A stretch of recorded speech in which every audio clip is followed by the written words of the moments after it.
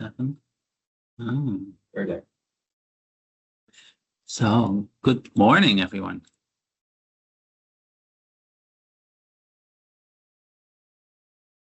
Oh.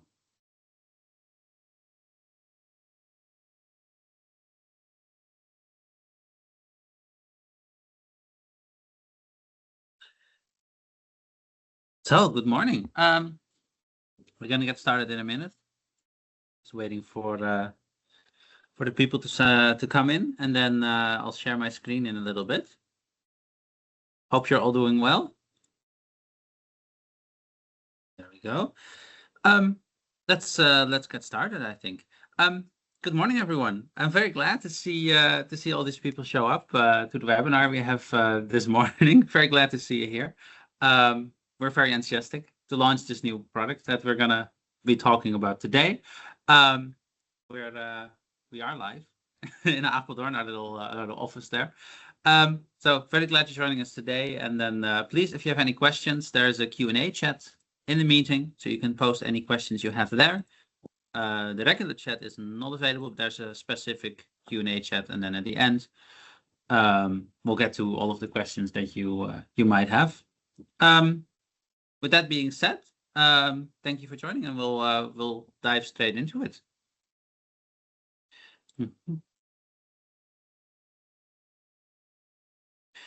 So we are very enthusiastic and quite proud to be launching today this completely new platform that we've built in the past year. And yeah, we've been talking about this for a while. It represents a major step in technical capabilities, but also in how easy it is to get access to flood information and also interacting with this. FastFlood Global, and then let me show you a little bit what that is.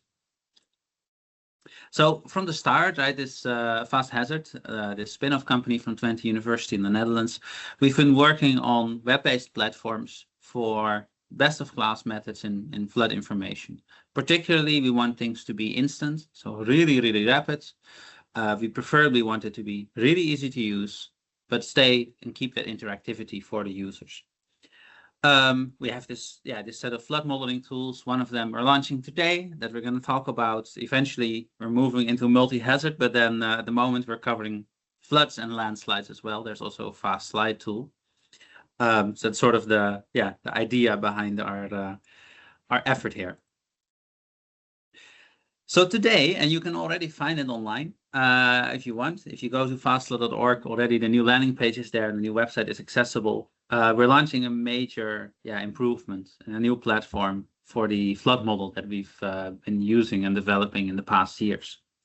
It's a lot faster, it's a lot more detailed, more accurate, still completely interactive, and most of all, really, really, really a lot easier to use for forecasting and also hazard information. It really represents sort of a major breakthrough. There's a couple things here in the platform that are so unique in what they can offer people that there's really nothing out there that can do the same thing. Think we have globally available out-of-the-box hazard maps, as it were, that are fully interactive, going up to 1 meter resolution.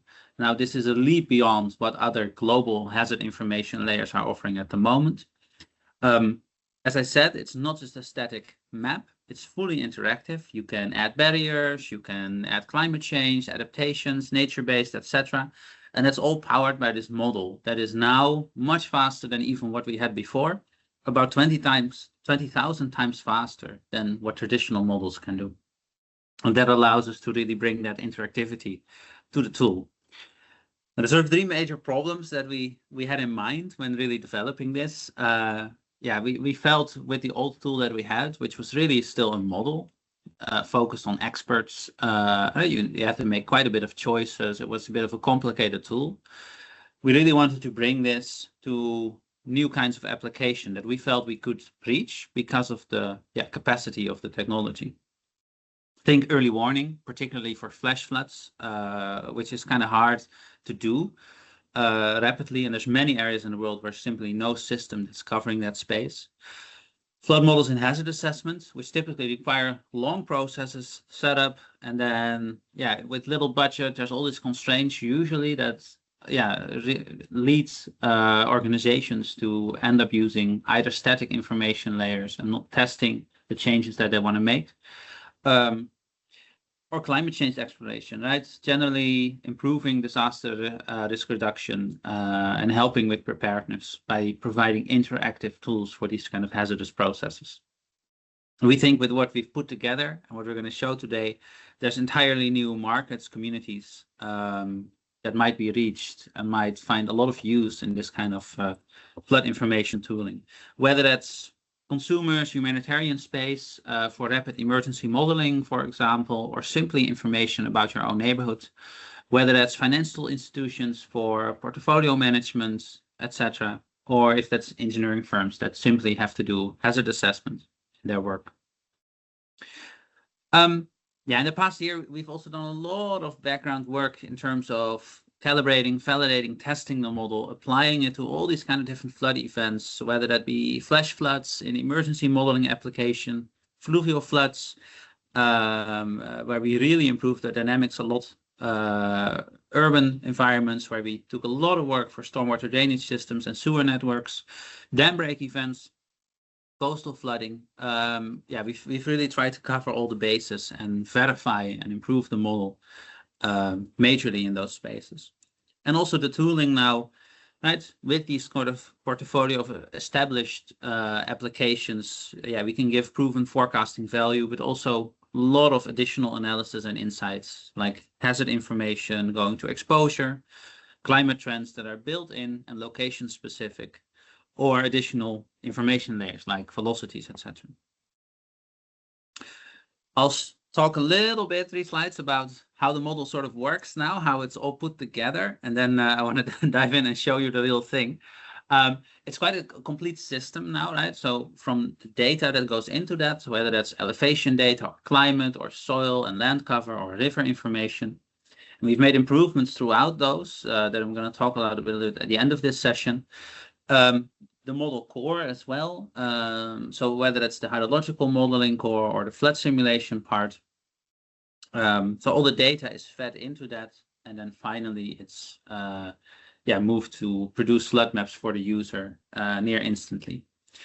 There's quite a lot of AI usage in the data processing. Most of the modeling is physically based in that sense. So there's just a little bit of machine learning support there, but most of the hydraulic calculations especially are fully physically based. And in the end, all of that data, a lot of that coming from space-based, satellite detected sources, for example, topography, land cover, etc., or river locations, for example, are all combined as input for the model, which applies the right boundary conditions for the scenario that the user has chosen as well. Something to keep in mind, like FastFlood is really fast. I'll show you how fast it is. And the idea behind that is one of the main reasons it can do that is that we predict peak parameters, right? We directly go for the flood hazard map. So it doesn't do the traditional animation of the thing, of the event, but it gives you the peak hazard map, the duration of it, the arrival time, the velocities at the peak, the flood depth as well. And that's sort of our key way of that allows us to make it as fast as it is. Okay, enough talking from my side. I want to show you really what we've made. Let me open up the website right there. So as of this weekend, if you go to the FastFlood.org website, you'll be greeted by a new landing page. I'm not going to go into detail there. You can explore that and find all of the showcases, etc., that are there. But what is maybe more interesting is to go to the new tool. I'll increase a little bit my text size. So here we are, FastFlood Global, completely built from the ground up, really providing a major leap in ease of use, ability, accuracy, in all aspects. From this screen, it's as simple as saying, what is the location that I'm interested in? Let's say my current location, our office is in Apeldoorn. And what is the type of event that I'm interested in? Whether that be a hazard map or whether that is a forecast. Now, there's lots of options you can get into later, but for a user that's looking for a simple experience, this is all that you need to provide. And now if I say, I want this extreme event, a 1 in 100 year event, to be modeled here on our offices in Apeldoorn, it's gonna go ahead and set this up for us, and we immediately get our flood map with a simplified legend showing the flood depth for the location that we chose, as well as potential consequences. Now, I want to mention this took, I didn't count it, didn't take long. And the idea is in that time, on the fly, our system put together all these global data sets to parameterize the landscape, the soil, the urban drainage areas, the rivers, etc., together with climatological conditions. It ran the entire simulation, processed it, and showed it now to the user, right? And this is really a groundbreaking speed to be able to provide this. Now, from there, we really put a lot of effort in improving the visualization, being able to handle much larger areas, but also now offering a 3-dimensional visualization where you can look at individual elements and see how they are impacted by the event that you modeled, actually. I want to quickly show several other options here, and maybe some simulations as well. So for many countries, we now go to quite a lot higher resolution. So for example, in the Netherlands, we go up to 1 meter resolution. And that's true also for a variety of other countries, most of them in Europe, US, Australia, New Zealand, etc. And if I add a simulation for location of my choice, I could simply say, this is the area that I want to model. And there's a couple more options that I get. In principle, it's still as simple as saying, this is my return period, and I've already provided my area. And that's all it needs. It's going to set up my simulation for me, run the event, and that's it. But if I want, I could also go and choose things like the level of detail that I want for the simulation. Even if I want going into more detail and saying the exact resolution that I want to see. You can select processes that might be active or not, include climate change, calibration parameters, etc. But typically for the user, it's as simple as saying what is the area and what is the type of scenario that I'm interested in. So in this case, I'm running here a 50-year return period event for the town of Valkenburg, city Valkenburg, along the Geul River in the south of the Netherlands, where there was quite a severe flood event in 2021. And I'm running this at high detail. See also the for the users here the capacity to do high resolution simulations for you. We go in Europe mostly to 1 meter resolution for these countries. In the US, we go now up to 10 meter resolution. And a couple countries like Italy, France, Spain, we go up to 5 meter resolution. So again, what we're looking at here is a 1 meter resolution simulation done on the fly by this system, right? And still being completely interactive. And even if you want to do it in a simpler way, it's as simple as selecting your area and specifying the scenario that you might want to see, whether that's a moderate event or maybe a more extreme event. And you can quickly set up simulations and see them come in as the model is done. In addition, it's all fully interactive, of course, still. So let's say, for example, I go to some area where I want to try to add some barriers as well. I want to show something a little bit more mountainous for you. Just going back to something that our regular users might know. We do a lot of research here. Let's try here the capital. So you can select an area, and I should mention it doesn't matter that much what kind of area you choose now. We've really taken away that worry as well for the user. If you are going to select a large area, it's going to do automatically rainfall and hydrological modeling. But if you pick a smaller area, what it's going to do automatically is provide discharge boundary conditions. And those are automatically set up for the user so that you don't have to think about what are the incoming rivers going to be and what are they going to have as flow for the return period that I've selected for the user. Oh, I think this was still at very high resolution. So while that comes in, I'll do one here. Oh, sorry, it's already done. Area select. There we go. I'll do the medium for now, the defaults. And it's still fully interactive, like I mentioned before, but a lot more simplified. So now let's say I want to add a change, for example, whether it's a barrier or nature-based solutions where we have a built-in library. You can quickly add them to your simulation. And then after you've done that, rerun it to get the new flood hazard map. And that interactivity really also makes this tool unique in many respects. So I'm rerunning the simulation that I did. And we'll get back in a second or two, our new flood modeling simulation, where we see that the flood map has changed significantly because of the barrier that I've had.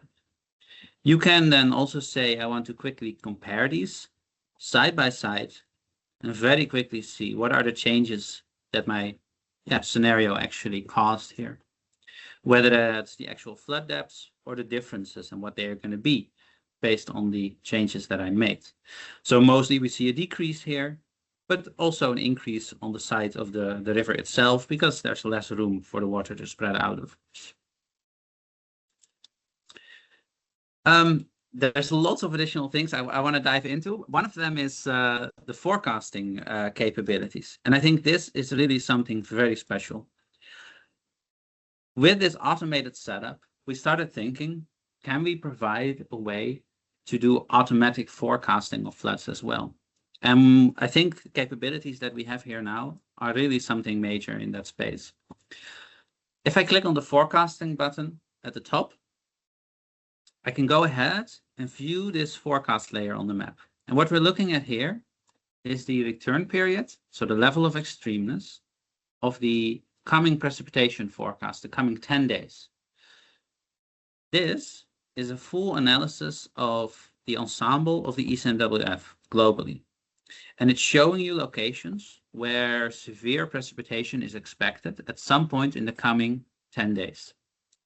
Now, as you might have heard on the news, there's a typhoon at the moment, again impacting the Philippines. What we can do there then is say, in the simple case, we just select our location. We say that we want a forecast, and the model is going to put everything together for you. It is going to put in the rainfall forecast as the right boundary condition for the event. It's going to set up discharge boundary conditions for the rivers, also based on the forecasts, completely providing here, within a matter of seconds, a detailed flood map forecast. You can apply this globally at any location. Now, the panel on the right here is showing to the user the actual precipitation forecast values for this region, the return period values for the region around it, as well as the start time of the precipitation coming in. So you see here the typhoon is at the moment over the Philippines, so there the start time is instant. But then if you look more to the northwest, you see that it takes a while for the typhoon to get there. With this tooling, we are providing for the first time a global, instant, detailed flood forecast applicable anywhere. And this is something that that we're just very enthusiastic to get in there and and start seeing be used as well in many applications. Now, we've already been applying this to various cases in terms of rapid emergency modeling. We'll show you a little bit the work that we did, for example, in Jamaica. But just to give you a quick second example here, I'm going to add another area, maybe a more customized one. We can specify also for forecast, what do we want not only as the date, by default, the latest one, so that's the forecast for the coming 10 days, but also the level of detail, which processes we want in there, etc., etc. And anywhere on the Earth, it's able to put all of this data together and provide for the user a detailed flood map in a matter of seconds. And there we go. Now, we do a lot of additional analysis in the tool. I can't show all of that today, but I want to show a couple of them. If you right mouse click on the map, there's a whole bunch of additional data sets that you can actually view, including the actual flood values that are there under your cursor. But we also provide access to our rainfall statistics, so our IDF curves that we use. And these are site-specific and available globally. And the same is true for our climate change numbers. So we'll talk a little bit about what they mean in a minute, but we provide a full ensemble analysis of changes in extreme precipitation and the climate change that are also globally available and site-specific. Now, some of the other analysis is available here in the left menu, where you see the history of the simulations that I've done. Again, like you're used from us, you can have access to all of the individual files. They're all available as pretty standard TIFF files or GeoJSONs, so you can use them, export them, and do further analysis and mapping. There's a lot more editing functionality that I won't be able to show you today, like the discharge boundary conditions, for example. But what's maybe more interesting is to show the analysis tab here. Here we have access to a bit more insight about the model. Things like histograms, how much area was flooded with what kind of depths, for example. We have a water balance to show the user things like stormwater drainage, infiltration, precipitation, etc., and some model domain properties. We have a flow map visualizing for you in real time also the flow velocity network and the magnitude of the flow velocity. But maybe more interesting, we do also on the fly exposure calculations, taking our forecasting capabilities a bit into the direction of impact-based forecasting. Now, at the moment, you can take any simulation and look at the exposure tab to find the exposure numbers in terms of population, buildings, and roads as well. Now, we use there also global data sets. Think about like the Joint Research Center, global human settlement layers, population density, etc. But also the OpenStreetMaps and Google and Microsoft building data sets. As well as the road network datasets from OpenStreetMaps to provide you exposure numbers for buildings, the road network, as well as population. I'll let this run for a little bit. All of these are also then exportable as open vector file formats, and then you can do your own mapping, visualization, and analysis on them later. In what kind of format or environment you might want to. So we're looking here first at population exposure during this flood event, showing also the properties there, so the amount of people experiencing certain flood depths.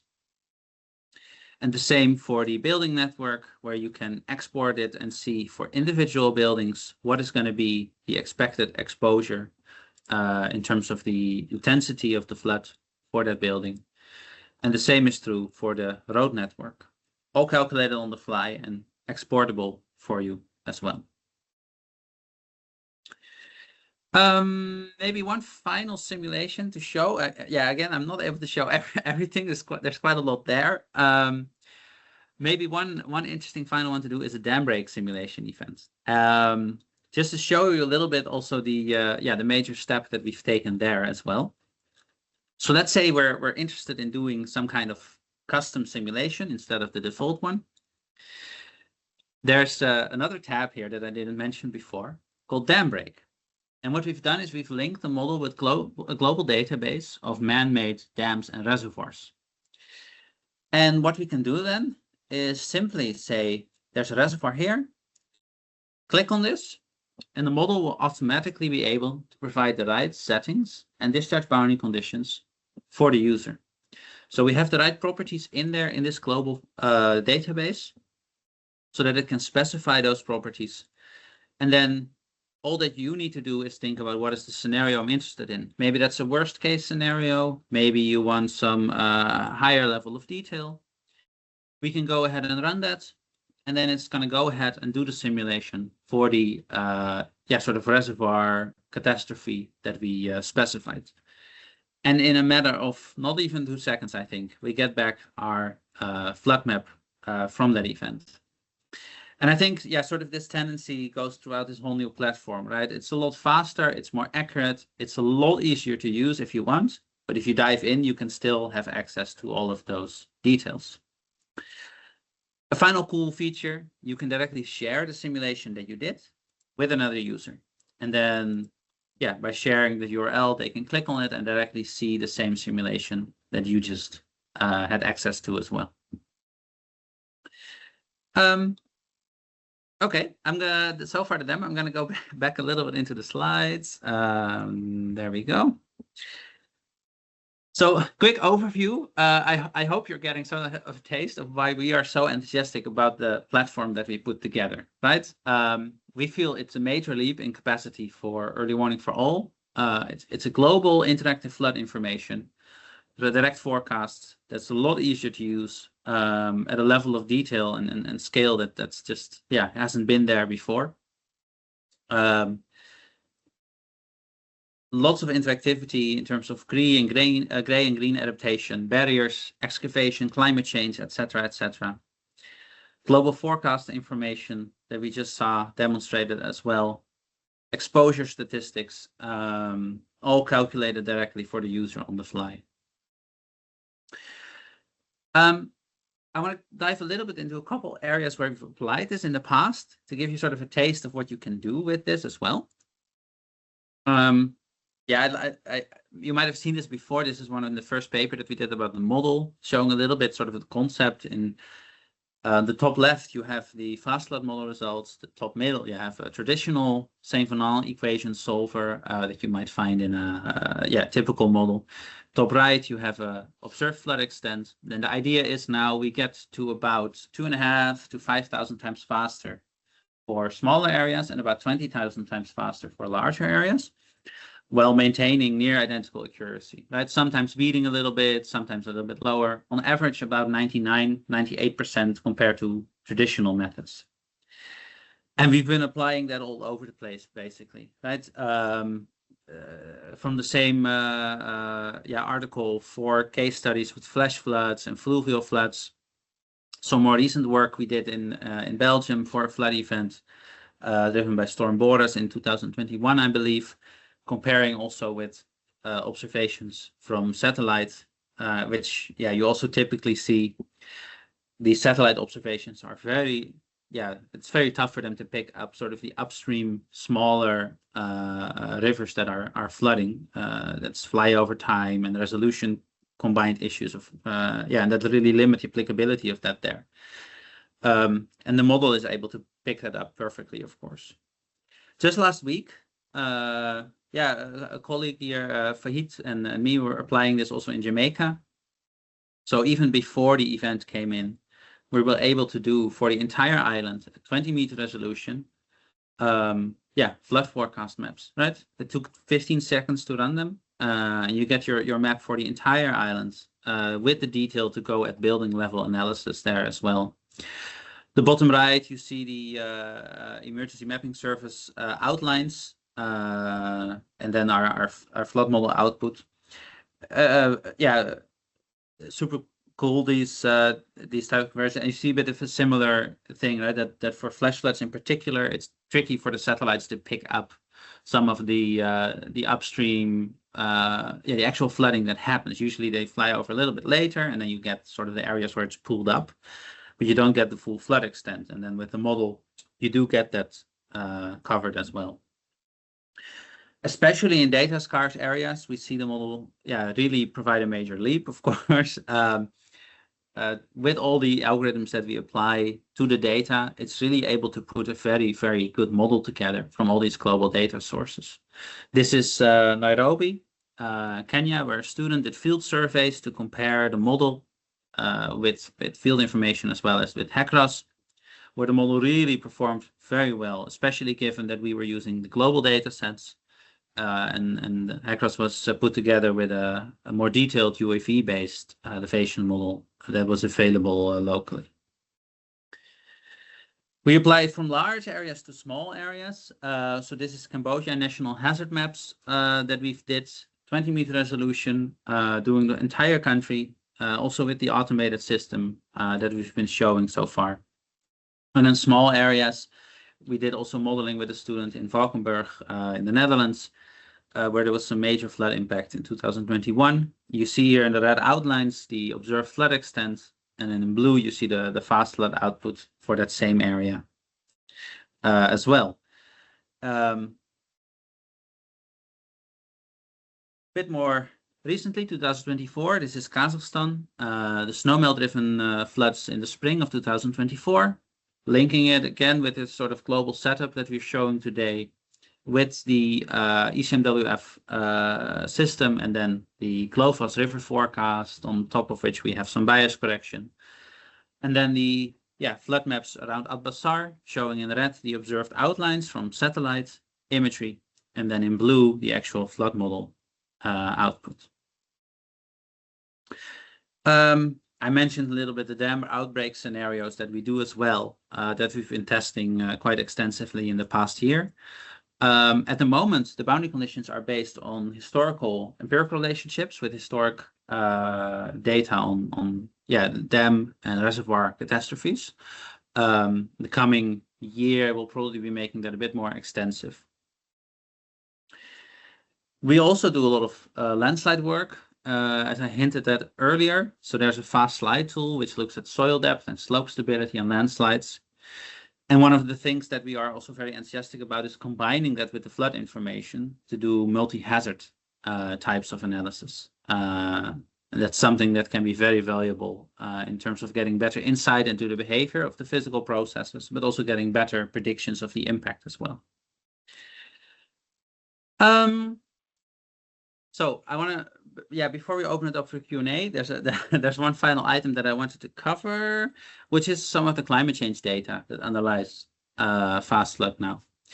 As I mentioned before, we do have a readily available, location-specific set of climate change numbers for the flood model. And the way that that works right now is that we did on the entire NASA downscaled CMIP6 climate model ensemble a full climatological statistical analysis. So a GEV, general extreme value analysis, for both current period and future periods. And we looked at all different types of events, short and long duration. We looked at different types of levels of extremeness, different return periods, different quantiles within the ensemble. And that allows us to give the users relative changes in extreme precipitation between now and that future scenario, and also the uncertainty margins around that. So you see on the top right here a map indicating those relative changes for one particular type of event, 10-year return periods in 2080, and how that extreme precipitation might change relative to such an event now.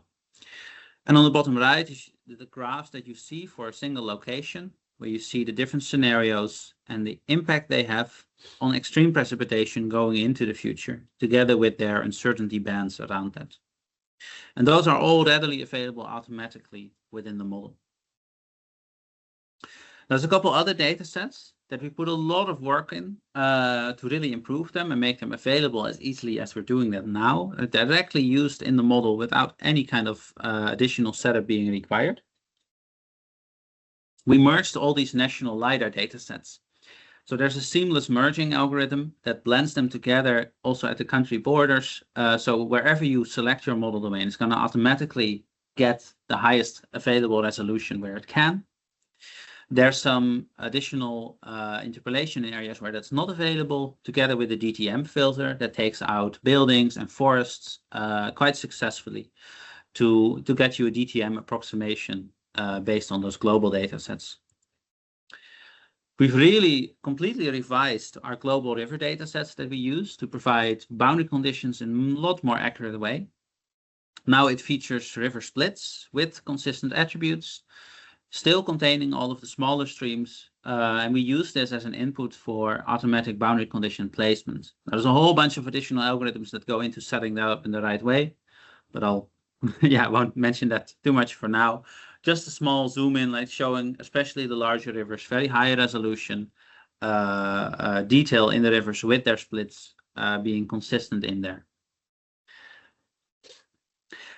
And also now with our partner, Geospatial Insights, that we're working with, UK-based company, we're offering also direct access, if requested by users, to commercial products to go even higher resolution in areas where you don't have the national data sets implemented out of the box.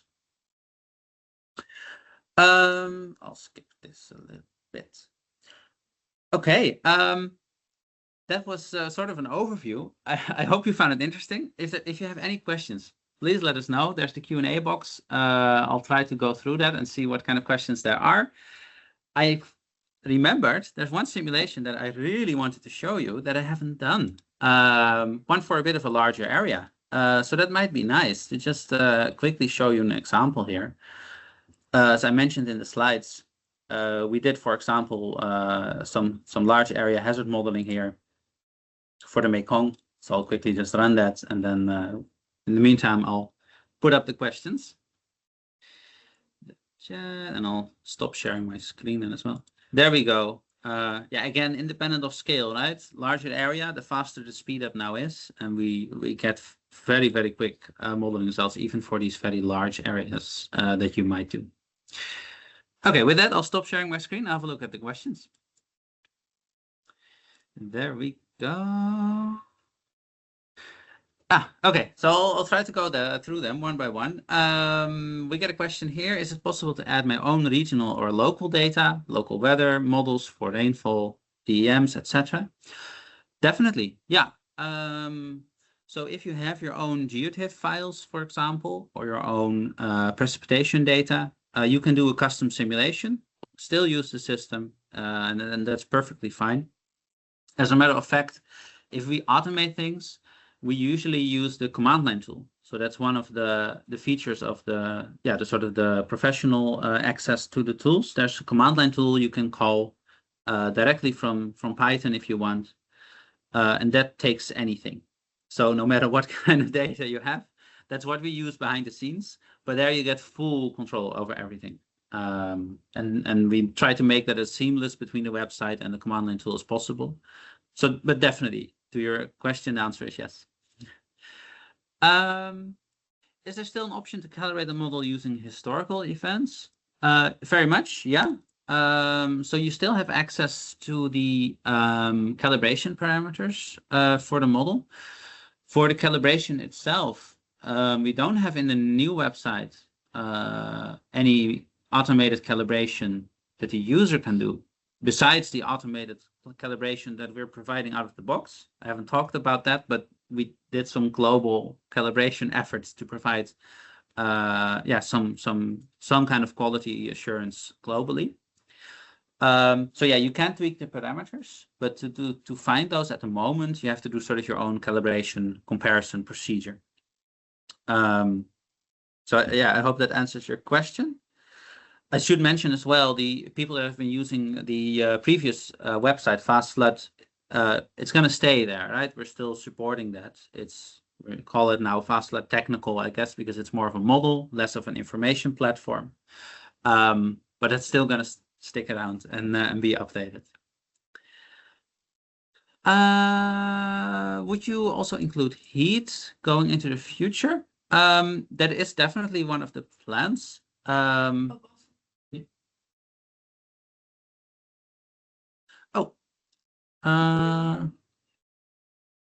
They can't hear me? I think we're fine. Yeah. Well, let me know if there's any issues with the sound. That is in the plans. Yeah, it's not there yet. That's in the idea. That's still in our heads, I think. At the end, yeah, I'm glad you like the tool. So for the road damage, it's per road segment. The maximum water height that's observed, the maximum flood depth that is observed for the segment. We don't at the moment go towards risk or damage estimations. Maybe we'll go that direction in the future. We'd like to link with a tool that is made at Twente University, Risk Changes, to do that, and then for more point-based, commercial focus with Risk Layer, one of our partners in this as well. But for the moment, we don't go to risk within FastFlood Global. Then another question. Yeah, quite a good list. Okay. Yeah, that's appreciated. Yeah, glad you liked it. Can I export results in a way to import it into other software like Hackros? Well, I guess yes. I mean, all of the input data that we use, you can access, like the elevation model, for example, things like the climate data, etc. You can export as some geotiffs. So then from geotiffs and going into Hackros, that's something you have to do by yourself. But then we offer sort of geotiffs and GeoJSON files or geopackages for raster and vector file data as an output. But in principle, you can access everything in a file format that you can convert yourself. Can I set my own boundary conditions and IDF curves and so on? Yes, you can adjust any of the boundary conditions you want, specify your own precipitation values as well. So that's in the simulation options, you can just override the regular rainfall. And the same with the boundary conditions. You can see what kind of drainage area and how much discharge comes in, and then change that on the fly if you like. You can test indeed terrain adjustments. So you can make an area lower, make a pond, make a buffer. You can make it higher. Try to see if you increase the elevation, if that's going to help with flood risk for maybe a construction project. Infrastructure, yes. So you can add things like barriers. You can work with things like reservoirs, stormwater drainage systems. You can tweak as well. So that's some of the options that are available there. There is an API as well. So if you are interested in the API access, that's not something that's by default in the packages, but you can reach out, and then we do offer the API as a commercial product as well. We don't at the moment have like ready to go reports rolling out of this. So you'll have to make your own reports. That is one of the sort of high priority features that we want to work on. Yeah, we've had that request a lot. Yeah. Another question. Is it possible to export or visualize the automatically set conditions and parameters? Yes. So in the website, for example, if you go to the menu, you can edit the water sources. And then it shows you the boundary conditions that are applied. And you can click them and set the attributes, see them, but also change them, and then rerun the simulation. You can also export the boundary conditions that are applied automatically. And they'll have those same attributes that you can see in the website. One more question there. How does the AI assisted work? Yeah, so there's sort of a blend of machine learning and different some AI in different parts. Some we do, but most others do, which is some of these global data sets that I mentioned have some AI processing on top of them. Some that others do, like SoilGrids, for example, which is a machine learning based global prediction of soil physical properties that we use, and some that we do.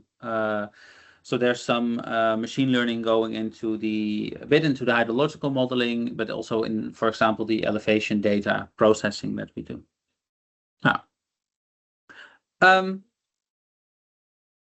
There's one on. Which one?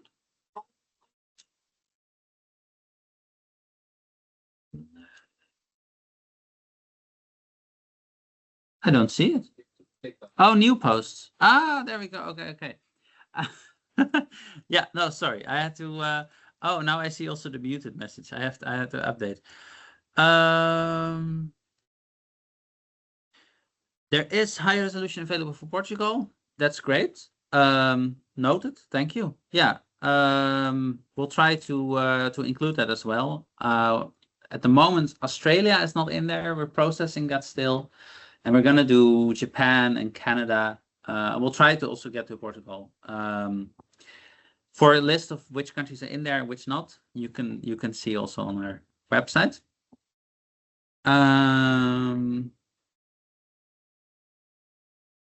Yes, sure. So for the usage of the LiDAR data, right? So there's a bunch of countries where we took the national data sets that are available with a permissive enough license for us to include them automatically. They're blended with sort of the backup data, the global Copernicus 30 data with filter on the fly for the user. And at the moment, the countries include the US, France, Dominica, St. Vincent, St. Lucia, the UK, the Netherlands, Belgium, Luxembourg, Germany, France, France I already said, Spain, Portugal, Italy, Romania, Denmark, and then we have New Zealand as well. That's the list of countries where we go now for most of them up to 1 meter resolution, and then a couple to 5, and then the US at 10 meter resolution.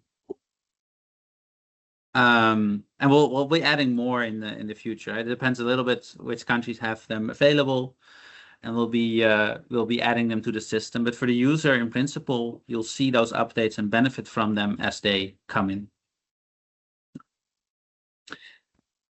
I think that's all the questions. I just want to take some time here and say some appreciation for those that joined. I'm very glad you were here. I hope you liked it. If you want some access to testings, please reach out.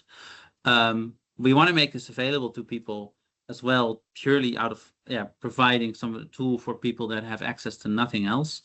So everybody can do a couple simulations a day for free, which is tracked by IP address.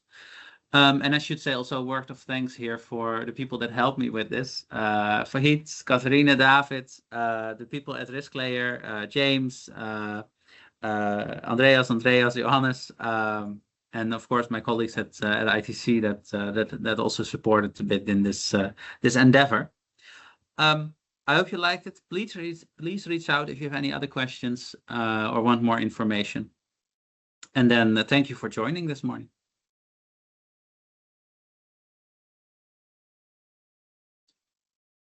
I think people can find it, but I cannot put the link in the chat. I guess I can start a discussion. So here you can find it, and it's fastflood.org/global to go directly to this new tool. I'll post that there, and then you can all see it. And of course, the old technical tool is still available. Appreciate it, everybody. And if you can, please share the word. We'll be doing a lot of outreach this week on all the socials and hopefully through some news output. But then if you can, please share them. That always helps. Thank you.